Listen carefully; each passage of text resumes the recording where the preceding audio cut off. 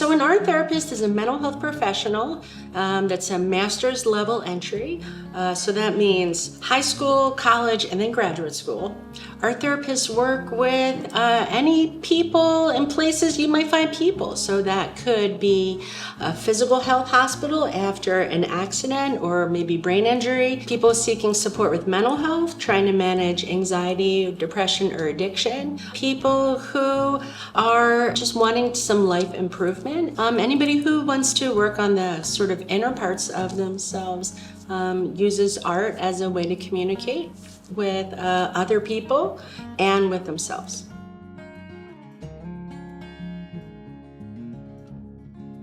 I've always loved making art. I was always that kid like noodling around with old tissue boxes and leftover scraps making cool stuff. And it really had a lot of meaning for me and really helped me regulate big, strong emotions. And in high school, I learned that art therapy was a thing, and I feel like you could see the light bulbs above my head appearing. And so I knew what a deep connection I had with my own art making and was so inspired to be able to offer that to other people.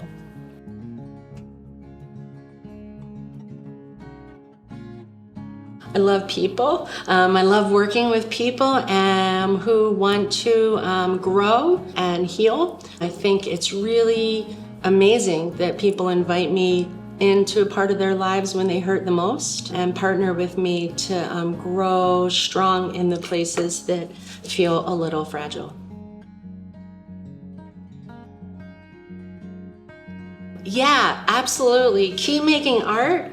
That inner critic that says, you're not good at this, or nobody likes it, or whatever those voices are, tell that critic to take a hike and get with your own art and keep making art. If big canvases and big artwork feels too intimidating, work small. Work on half an index card. Keep at it.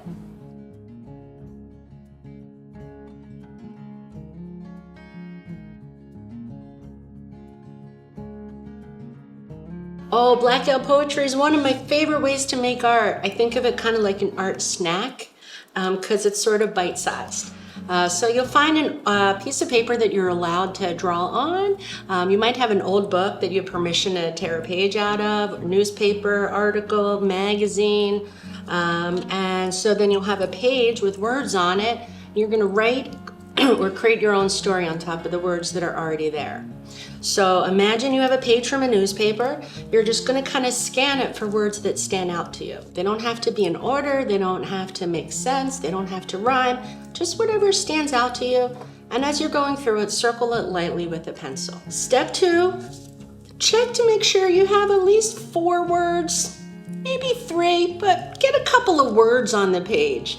Then you would go back and scan the words that you already circled and see if there are any additional words you want to add that might connect, or maybe some words that you want to cross out and don't want to keep.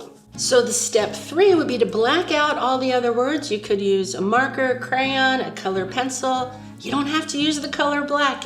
Anything that you can put down to cover the other words that you didn't circle. And then if there's time, you can add your own images. You could draw or cut out magazine pictures or stickers, anything that kind of adds some imagery and bring it to life.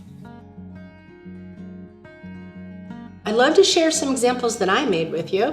This one here I did with a marker. You can see I scanned the page for some words that stood out to me. I've been doing blackout poetry for a while, so I like to get fancy. I played with some patterns here, which are just repeated shapes. This one says, to get home somewhere, the truth wouldn't bring me back, I can promise. So that's kind of a deep waters blackout poem that showed up there. That was a surprise. And this one here, I was getting real fancy, and I decided to use twine or old string to black out the words. And the words that I kept, it says, before I realized the stitches, small and even, breaking to be calm and reassuring. Goodbyes of the last day, I braced myself for this meeting so much.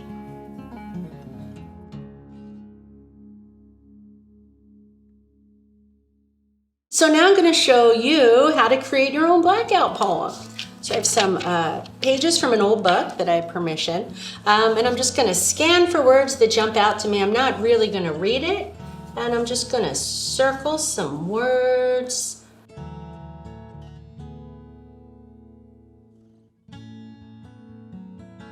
So I circled some of my words. I'm going back now, seeing if I need any connecting words or if anything's missing.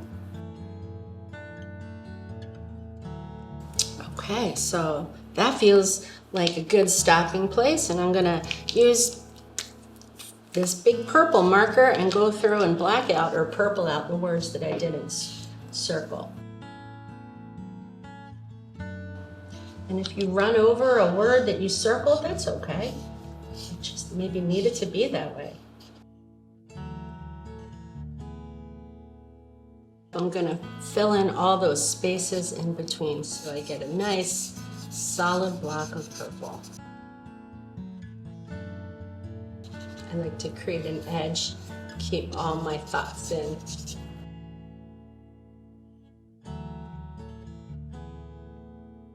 Now I'm gonna spend some time and add some cool designs and images. It's done. Check this out. Searing heat, warm months, flies away, wonder, question, heard worse, snow, kind of love, emotions were running, I hope. So in the event that you don't have a book that you're allowed to tear pages out of, or magazine, newspaper lying around that you can use, or you just want to explore things digitally, here's a cool website that you can make your own blackout poetry on. You can pick from 3 of the sample texts, so we'll choose Alice in Wonderland, and then I'm going to click on the words that I want to keep. Same thing, scan, look for words that stand out to you, and click on them.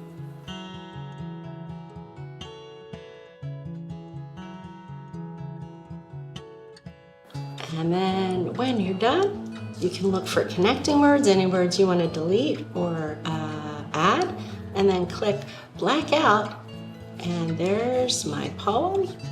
Suddenly before wonder, cupboards hung pegs, orange marmalade was empty, grave through the earth. If you want, there's also an option to add custom text or your own text. If you have a short story you wrote, or maybe part of a report you did from school, you can drop it right in the custom text box and make your blackout poem that way. Thank y'all for watching this video about blackout poetry. Keep making art.